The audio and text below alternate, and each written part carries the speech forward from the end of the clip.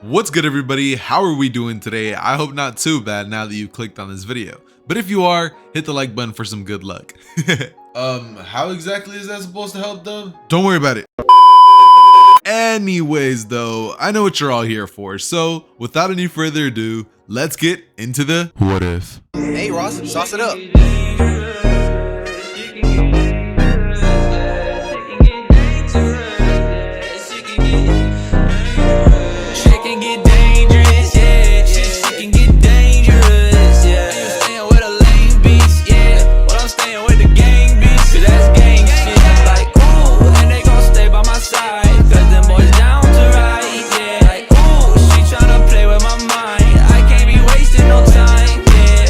We start in the perspective of Minato Namikaze. During the Third Shinobi Great War, he had just finished invading the mainland of the village hidden in the stone, and he had entered a chamber in which held multiple secrets of the villages.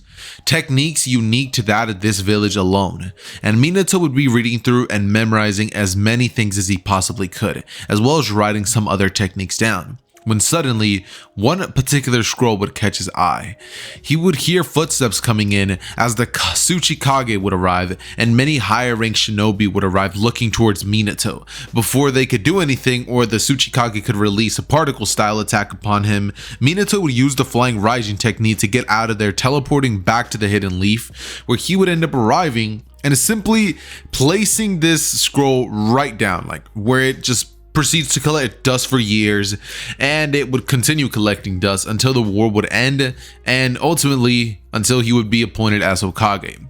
When fast forward about a year, he ends up dying, and we now are going to find ourselves in the perspective of our favorite knuckleheaded ninja, Naruto, who at this moment is literally just breaking into Hiruzen's office and taking the wrong scroll.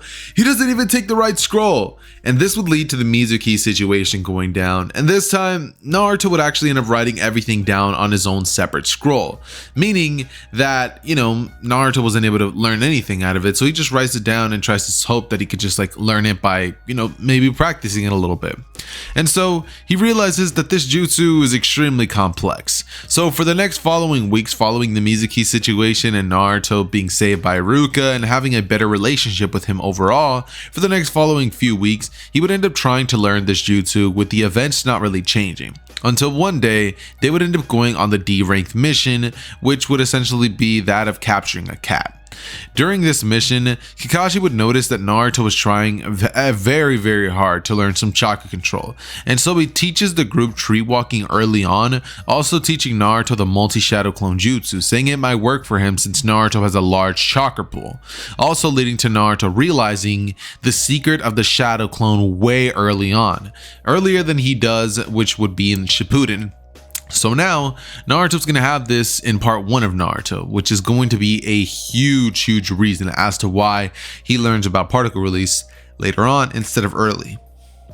And so, with these events unfolding the way they do, Naruto begins using scrolls and asking Kakashi questions every now and again to try and learn particle release for the following week, getting better at it slowly as the days go on, and gaining a small grasp over the 3 elements that he needs under his belt to perform this jutsu, which are fire, wind, and earth.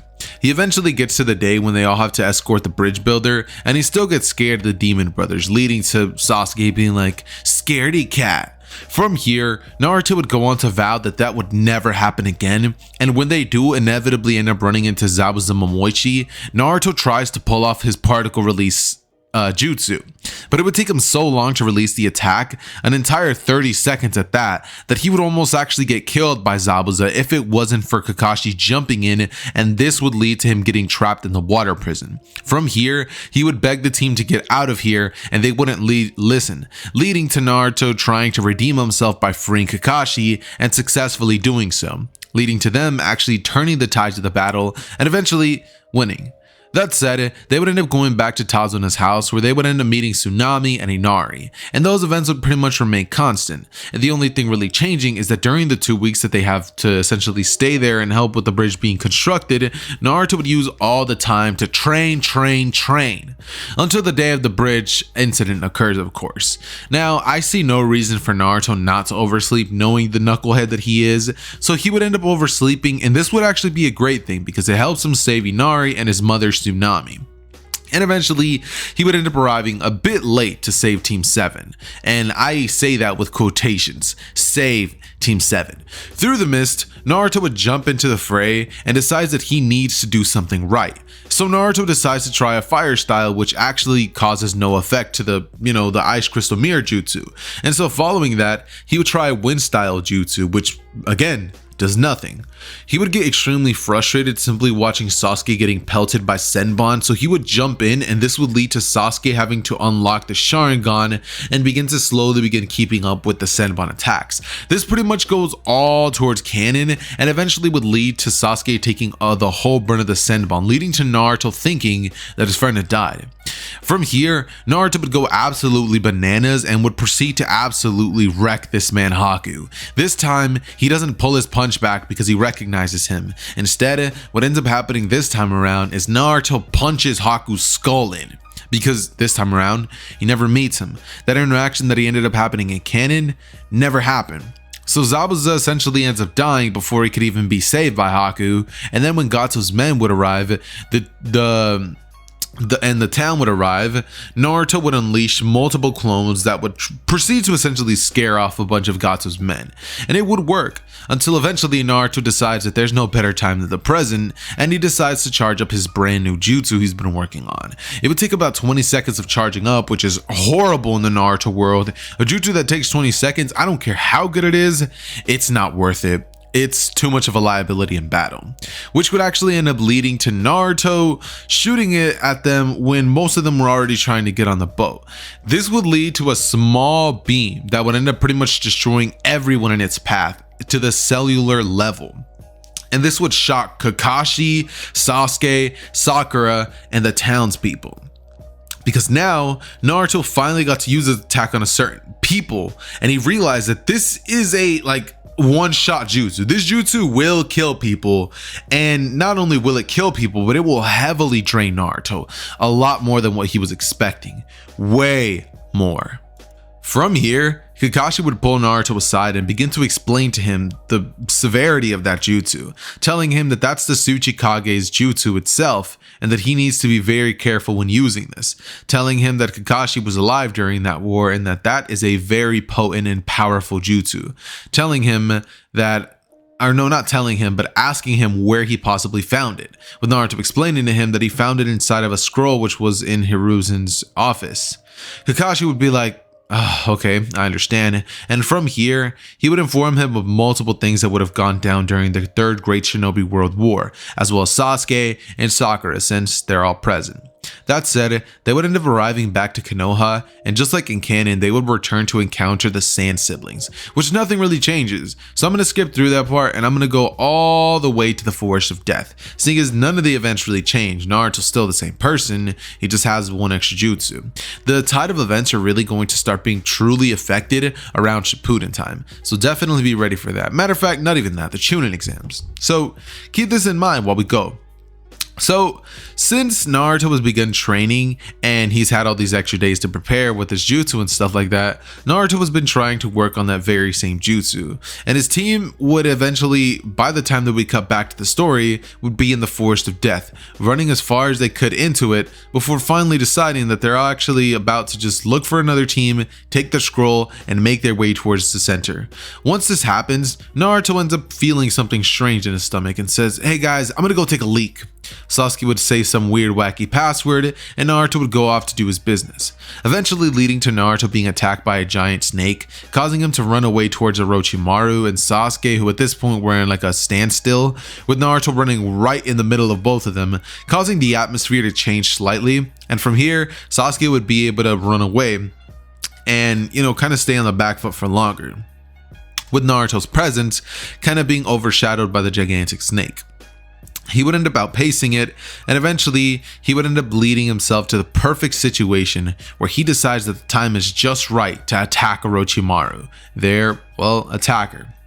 Naruto would use his jutsu, aiming it right at Orochimaru before shooting out a beam of light that essentially ends up destroying Orochimaru at the cellular level, before Sasuke could even get a hiki from Orochimaru. This would actually lead to all of them making their way towards the tower with no problem. Sasuke never gets a curse mark, Naruto never gets his thing sealed, so he doesn't end up passing out. And so they end up arriving right after Gaara's squad. When they get there, they have about 3 days to rest, with Naruto actually using that entire time to yet again train on diminishing the time that it takes to form the jutsu, and also working harder and harder on mastering those 3 elements, which is the hardest thing of the jutsu. Naruto can barely form it, and since he can barely do it and barely has a small understanding of those chakra natures, his jutsu is very, very flawed. It's like a really unfinished, like unorthodox style of the particle release or photon jutsu. So that said, things would kind of just be so and so until eventually the fight between Naruto and Kiba would go down, which surprisingly changes quite a bit because this time he knows jutsu, which actually is going to be changing the tide of the battle quite a bit, seeing as the battle would originally start with Kiba trying to do his fang over fang attack, but Naruto actually having jutsu would be able to shoot fire styles, wind styles, and actually use earth walls to actually dodge these attacks that Kiba's throwing at him. Not only that, but being a lot more proficient with chakra control would allow him to run up the walls, use multi-shadow clone jutsu, and also try to use his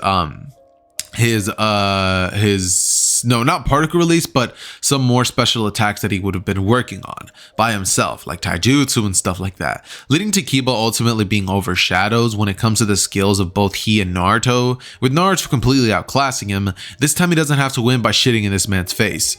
So when the battle's all said and done and Kiba gets taken out on a stretcher, it's not because his nose was basically like raped with no consent. It's because of a different reason. That said, what ends up happening is essentially Hinata would still end up offering the ointment to Naruto. He accepts, and following this, Hinata would go on to get clapped, with Sasuke absolutely demolishing his opponent from canon, just because this time he's not heavily drained. From here, Naruto would go on to swear that he will destroy Neji no matter what, and so he would train with his jutsu and clone just like he always does. After a long training session, eventually the day would come where Naruto wants to go to the hot springs.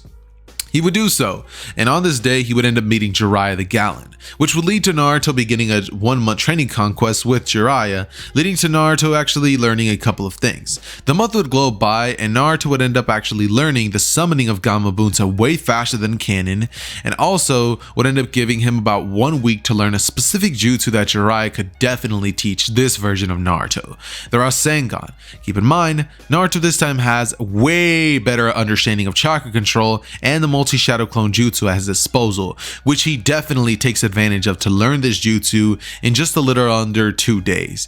Shocking, I know, but it just makes sense. The original Naruto learned it in 1 week, crappy chakra control, didn't have other people to help him, so 2 days sounds very, very realistic when we really think about it. And that's being extremely, that's like nerfing him heavily, because if we're being honest, he'd probably learn it in a couple of hours. That said, what would end up happening following this is essentially this would be around the time where Naruto's problem of shadow clones going on 9-tails mode would happen, and Jiraiya would actually be there to handle these, since it's only the 1-tails or normal cloak state, so they weren't nothing that Jiraiya couldn't handle.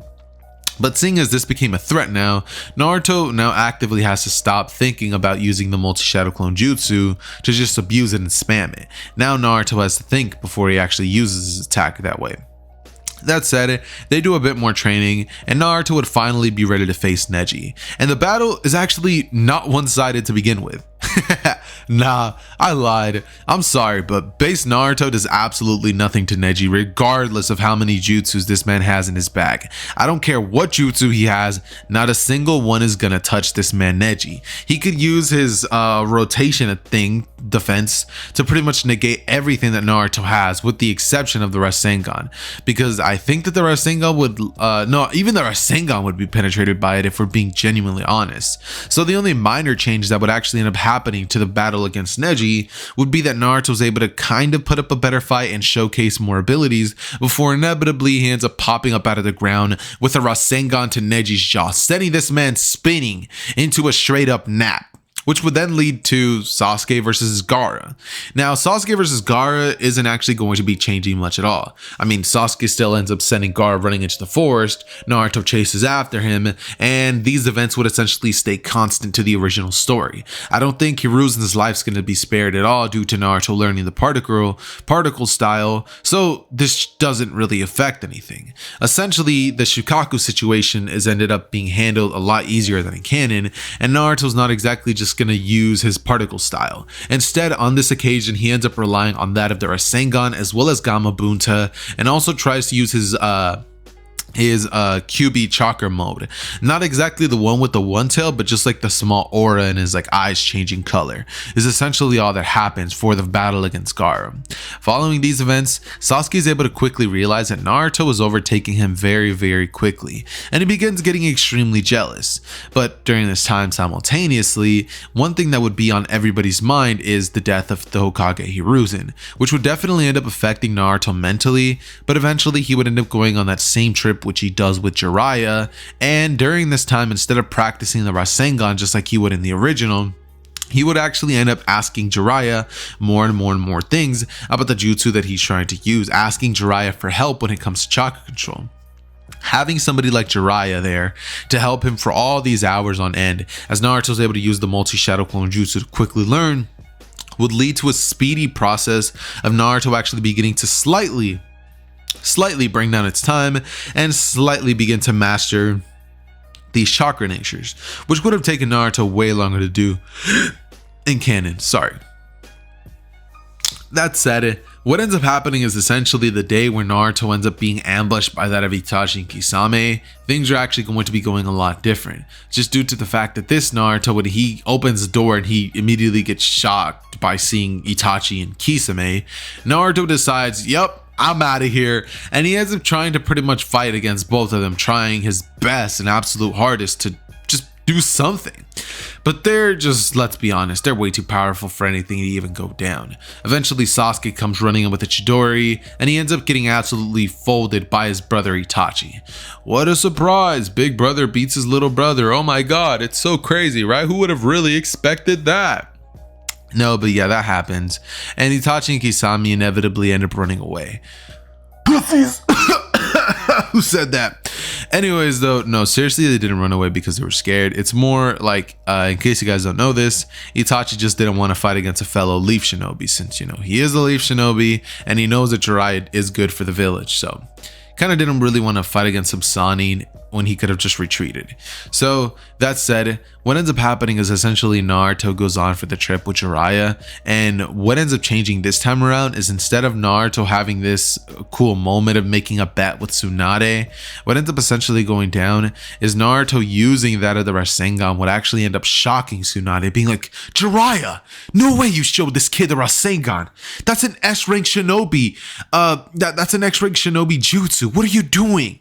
Filling this kid's up with these ideas that he could use something as dangerous as the Rasengan. But Naruto would say, filling me up with ideas? As he performs a jutsu with one hand and says, I mastered it. Tsunade would be absolutely dumbfounded, and Naruto would hit her with the Rasengan straight, sending her back flying, leading to Tsunade having to actually go with them. And well, surprise, surprise, she is still going to be asked by Orochimaru to end up joining her cause. Now, this is where events slightly begin to change over time. Now, this time around, Naruto's going to be fighting against Kabuto just like he was in the original. And the only change to the situation is going to be that Naruto this time does a lot better than in canon. He creates a bunch of shadow clones to hold Kabuto off long enough for him to actually charge up his photon style jutsu, and when he does, he creates a cylinder-like pillar which he shoots straight at Kabuto's direction that would actually end up blowing off one of Kabuto's arms completely, like disintegrate. It's gone from existence. Kabuto gets GG'd shortly after that, and Orochimaru, seeing this, would have to be forced to retreat with Kabuto in tow, leaving the area, leading to Jiraiya, Tsunade, Naruto all going back to the Hidden Leaf Village and pretty much appointing Tsunade as the 5th Hokage of Konohagure. I think that's what it's called. That said though, what eventually ends up happening following these events is essentially Sasuke still ends up having the enticing offer by the Sound 4. This time around, he clearly knows that Naruto's way stronger than him. I mean, just look at the way that things have been shifting. Naruto now has even more chakra styles and even he does. Not only that, but Naruto was able to beat Neji, he was able to beat Shukaku, he has the Rasengan, and what does Sasuke have? The Chidori, like a 1 Tomoe and 2 Tomoe Sharingan in each eye respectively. Sasuke himself is not dumb and he's not going to end up even trying to challenge Naruto this time because it's just not happening. I'm sorry, not this time. Without the curse mark, Sasuke doesn't have even an ounce of confidence with himself, never getting to taste the power of Orochimaru. But when the offer in his face is placed of joining Orochimaru and being a part of something greater, he would have definitely accept because of what ended up happening with his brother, and also because this time he feels even more inferior to Naruto this time around. So the Genins, they would all end up going after Sasuke, and this would lead to the Sasuke retrieval arc. And it's at this moment that I'm pretty sure a lot of you guys are probably wondering, okay, Zether, okay, it's pretty interesting so far, but this is a really fast-paced what if. What's going on? Let me explain. I wanted to try to switch things up every now and then, where sometimes I'll do my usual ones, sometimes I'll do more of this fast-paced generalization of an idea what if, and I don't know if you guys will exactly enjoy this one as much as the normal ones, but I would definitely love some input in the comment section down below. Not only that, I think it's about time that I input the sponsor here and become a sellout real quick. As anime fans, we love to show our support to our favorite shows by rocking anime apparel. But something I'm pretty sure we can all agree on is it's so expensive. So I've partnered up with Fandom to bring you all affordable, high quality anime merch that you are sure to love. And if you use my code ZETHER at checkout, you can even get an extra 10% off the already affordable merch. Keep in mind, it does come from overseas sellers, so its sizing is going to be different since it's overseas. That said, let's get back into the video. With everything you've heard so far, it stands to reason that Naruto's team would pretty much end up going and doing everything else exactly the same. I mean, I get it, Naruto now has particle style, so at the moment whenever they get trapped by Jugo's little like mud prison thing that like essentially sucks chakra or whatever, Naruto's able to actually use his Jinton to just destroy and break a hole open through it, leading to the team's well eventual how do I put this, like escape of the dome. I'm losing brain cells as I make this what if, just because I'm trying to figure out the smart words and they're not coming to me. By the way, excuse me while I move my chair really quick because I'm very uncomfortable at the moment. All right, so I'm good now. So yeah, like I said, the entire pretty much situation goes all the way like it does in canon up until the situation where Naruto and Sasuke find themselves in the Valley of the End. Now, the only thing that really changes this time is essentially this version of Sasuke has actually seen Naruto's, gigantic particle style attack. And so when he does end up arriving, Sasuke turns back in classic anime fashion, being like, "Naruto, what are you doing following me?" Naruto looks at him and he says, "Sasuke, you gotta come back to the village. We need you." Sasuke would just look at him and tell him that he doesn't need a thing, that this entire time he's just been showing him up, and Sasuke is needing to get power, and the Lviv village isn't just giving him the strength that he's looking for, not fast enough at least. Naruto would be like, "Sasuke, come on, don't do this." And eventually he would end up screaming to Sasuke he's gonna break every bone in his body. I would love to sit here and tell you guys that things are really about to change, but keep in mind, Naruto at this point has everything he had in the original, and I don't think that a little bit of an understanding of the 3 chakra natures that he has and a couple of pretty dope jutsus in terms of fire, mud, and is it air release is really going to make a difference in this battle. So all I'm going to be saying is essentially I see this battle going one of 2 ways. Number 1, Sasuke pushes Naruto to use the attack and Sasuke gets obliterated, meaning he dies because the attack legit kills him, or Naruto doesn't and still ends up losing just like he does in canon. Either way, Naruto doesn't fulfill his promise to Sakura that he gets in the original, because either way, Sasuke dies, the village is mad at him, or Sasuke lives and everything's all good, but like in the original, he fails. Following this, regardless of what happens, I think I'm gonna go more towards the one where Naruto doesn't kill Sasuke, just because I don't see it in his character to want to go that all out on Sasuke. Like, I get it, he ended up using a Vermilion Rasengan, but going as far as using that attack on Sasuke, that's something not Naruto just wouldn't do in his character. He wouldn't use an attack that would like kill his friend, even if he possibly could. That said, during this time, he would end up essentially going off on his training split for the next 3 years. And for the first 2 years, Naruto, just like in the original, would work on all his fundamentals, also mastering that of the Big Ball Rasengan, as well as mastering all of the 3 elements that he needs for his particle style jutsu. Also working on perfecting that very same jutsu and creating his own attack variants of it. One that is it's basically the Kamehameha, just white, and also mastering Sage Mode.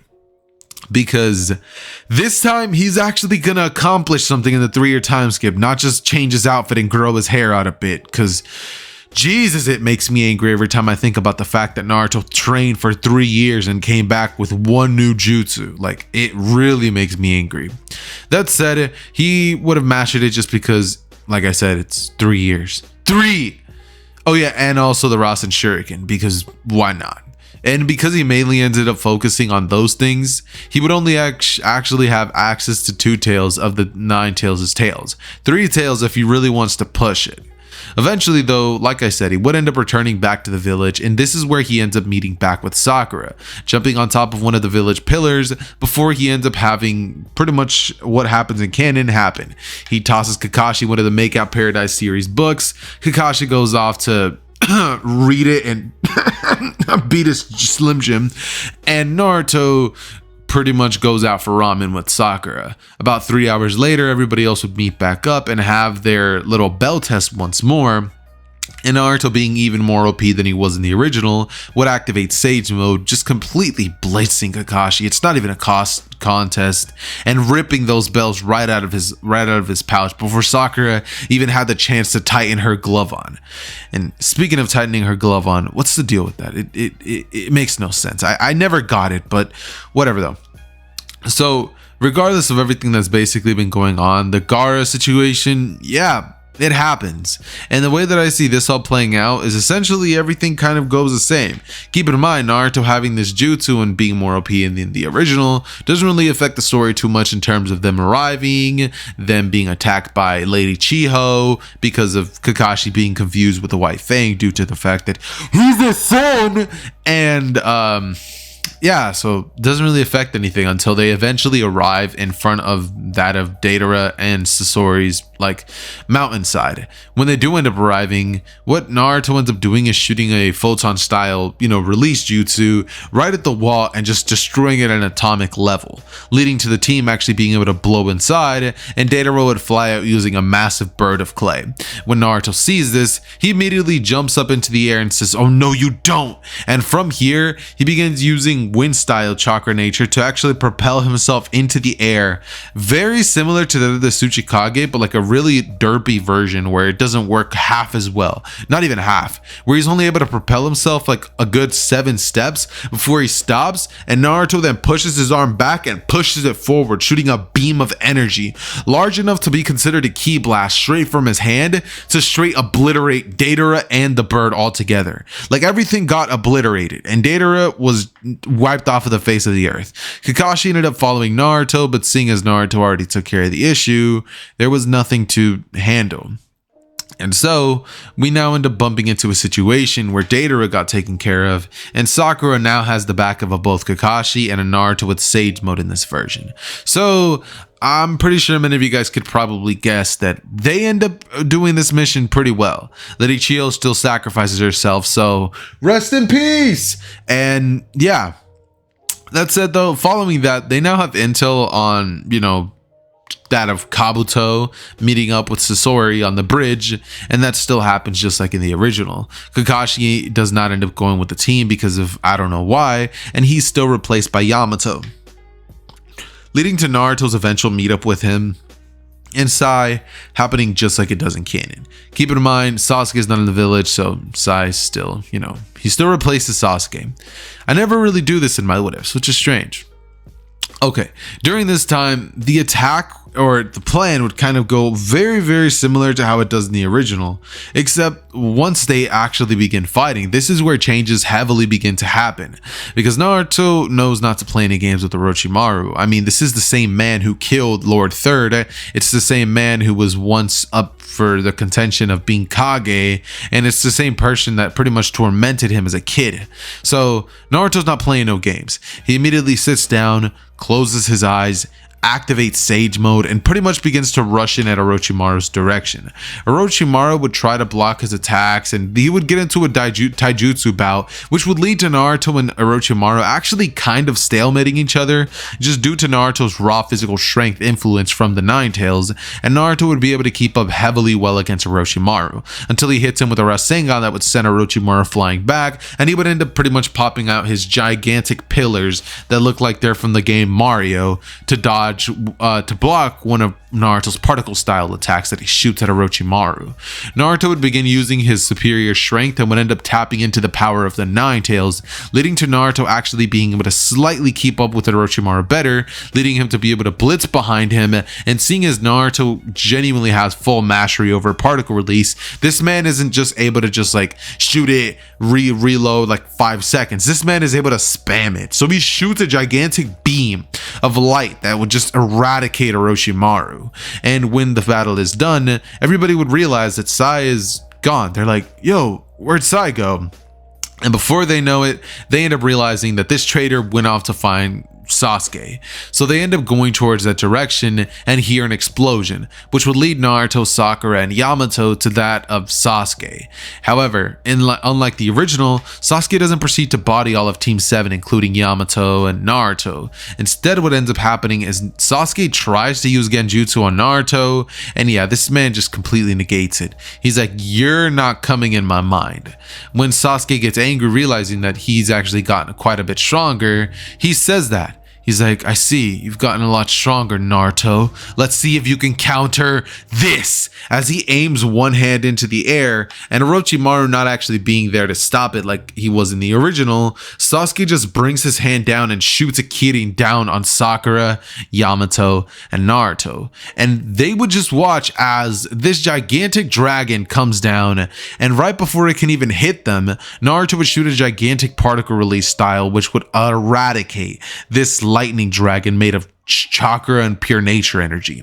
As Naruto looks at Sasuke, smiles, and Sasuke is shocked. That's like his most broken attack. That's like his main thing. So once that happened, Sasuke was just stuck in a state of shock, and he would just be wondering where Orochimaru is. Naruto would capitalize on this, activating Sage Mode once more, getting behind that of Sasuke and knocking this man out before dragging this man by the hair to the village and bringing him back to Konoha, where now Sasuke is going to be put under the extreme care of Ibiki. And yeah, they end up returning to the village, finding out that Asuma died, and since this time Naruto doesn't actually have to learn the Rasen Shuriken for about a week, he ends up actually going off with that of Shikamaru, Choji, Ino, and they end up folding those two Akatsuki members. Hidan and Kakazu, yeah, rest in peace! They're dead. And when it comes to Jiraiya, he still ends up making the horrible decision of going off and getting killed by the Akatsuki, but it does end up helping out in the long run because now Naruto has access to, a bunch of intel on Pain. Still ends up getting pretty depressed because he spent 3 entire years of his life with that man, and it's still a sad thing to see. However, when Pain ends up arriving on the village and ultimately doing the catastrophic attack that he ends up doing, a lot of people die. Yeah, who would have thought a bunch of people die with like a planetary level, not planetary, more like city level attack? What a surprise. It's crazy, right? That said though, yeah, he ends up fighting against Pain. And when I was first writing this part of the story, I was really confused. Like, okay, do I make Pain have an upper hand because the Rinnegan can technically absorb attacks? So would Naruto's like crazy attack that he has be able to be absorbed, or would it not? I ended up doing a little bit of research on Google, just 2 quick Google searches, and I ended up finding out that he can absorb chakra, but I'm pretty sure that that's like when he touches them. I don't think that Pain has ever been shown the ability to just stick his hand out and just straight up absorb an energy attack. I've never seen Pain do that, at least, so I'm not going to be assuming he can. If he could, then I'm sorry for those of you in the comments who are probably typing away like, Zether, how could you? Did you know that Pain? Just going off on me in the comments. But if you're one of those people, I mean, I hope you're happy. Probably not going to reply to your comment, but yeah. Naruto proceeds to essentially just mollywop this man Pain. The fight, I wish I could say, is going to be a lot more even than in the original, but keep in mind, this version of Naruto essentially has everything that he had in the original, plus he also has a better access to that of the Nine Tails' abilities, which means he can actually tap into some tails, and he also has the ability to tap into his particle release style jutsu, which is able to simply just aim it and destroy them at the atomic level. Pain isn't able to use his chakra receivers to bring them back or use the King of Hell or any of that. That's out of the realm of possibility for him. These Pain and these paths are straight dead. That's it. That's it. GG. These paths, as soon as they get hit with this attack, they're dead. It's like a ki blast from Dragon Ball. It's that OP. So Naruto's able to do all that. Eventually he gets to that of the main path of Pain, and that's the one that genuinely does give him a bit of trouble, because that push and pull attack that he has at his disposal actually is able to nag Naruto quite a bit, get him a couple times off guard, and land a bunch of attacks on Naruto. However, Naruto would still end up pulling the W at the end of the day, and with nothing else to say, he ends up going to find Nagato. And just because I don't want, no, we need them alive. Yeah, we need them alive. Just because we need these characters alive, I'm going to be saying that Naruto ends up actually still, sadly, talk no jutsuing Nagato. I was going to make it so that Naruto was just going to kill the man and like kind of have like a satisfaction of everybody else's deaths happening. But without Kakashi there, that cool Kamui fight against Obito doesn't happen, and a bunch of things in the war arc don't happen. So I need to keep that man alive, sadly. But I mean, Kakashi's alive and he is one of the Naruto goats. So I mean, at the same time, not sad. Take it or leave it. By the way, with Naruto actually becoming the hero of the village, just like he does in the original happening, Itachi, you know, I mean, not Itachi, but Sasuke being locked up in the village, being watched under Onoki, or no, not Onoki, but that one guy who watches over like prisoners. I don't know his name, but Itachi versus Sasuke doesn't happen, and that's the bottom line, because the man is trapped at the Hidden Leaf, so he never ends up receiving the crow. And shortly after, Naruto would actually end up going off with Tsunade to the Kage Summit, which is still called because the Akatsuki would still end up capturing Killer B, and the real one, not a clone, because this time Obito would be the one to go to the land hidden in the clouds. That said, during the Kage Summit, this is where something relatively interesting does end up actually happening. Naruto ends up meeting Onoki, the man that he also knows has the access to that same jutsu that Naruto has as well. And from the things that Naruto has heard, he has some better uses and interesting uses for the attacks. Naruto's never met him, or seen him attack, or seen him in battle, so Naruto doesn't exactly know how he fights. Little does he know, they actually fight relatively similar, with the exception of Naruto not being able to fly. So, drumroll please. When Obito attacks, what ends up essentially happening is, oh, sorry, my pop filter is not covering the mic properly, and that might cause some issues. But what ends up happening essentially is once Obito arrives, Naruto would not be holding back whatsoever. He would hold his hands in a strange formation and would immediately just blast a huge beam of particle style right at Obito, which would go right through him. Onoki would be shocked, and so would his guard be, both of his guards at that, as Onoki would be wondering where that kid learned that jutsu from. I mean, that's a jutsu that has to be taught. It's not something that's like hereditary or anything like that. At least that's what Soikage said it. But yeah, he's just sitting there wondering, where did he learn it? How did this all happen? And after Obito ends up pretty much announcing that the fourth great shinobi war will be upon them, all the villages decide that they're gonna have to unite. So following this would end up leading to Onoki actually trying to talk to Naruto, thus the thumbnail of this video. And what end up happening is essentially him realizing that there's another user. He would begin to ask Naruto a bunch of questions like where did he learn it, and that if he can use it as well as he can. Naruto would end up revealing that he could actually use it just as well, if not better, almost better than his master at that. And he would ask if he's related to Minato whatsoever. Naruto would say that he's actually the son, and Onoki would say, your father gave me a lot of issues growing up, but seeing as we're now in another war, we'll let bygones be bygones for now.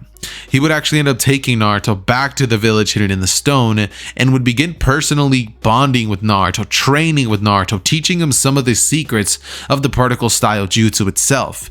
Naruto, learning these things from one of the greatest users of this technique of all time, would end up actually picking up one very, very unique and pretty cool skill after all, which is the ability to fly and soar through the air. And I genuinely thought that was always one of Onoki's coolest abilities, not even the particle style, but him being able to fly. So I needed to figure out a way to give it to Naruto without making it sound as forced, and I think I did a decent job. Maybe could have gone about it a bit better, but I think I did an overall okay job. That said, Naruto, like I said, would learn better moves, and while his time in the village hidden in the stone, he would actually end up mastering the first stage of KCM to the point where he would actually arrive at the battle and would begin spamming attack after attack after attack, infusing it with senjutsu, making it even more OP, until eventually he runs into the Raikage and Tsunade.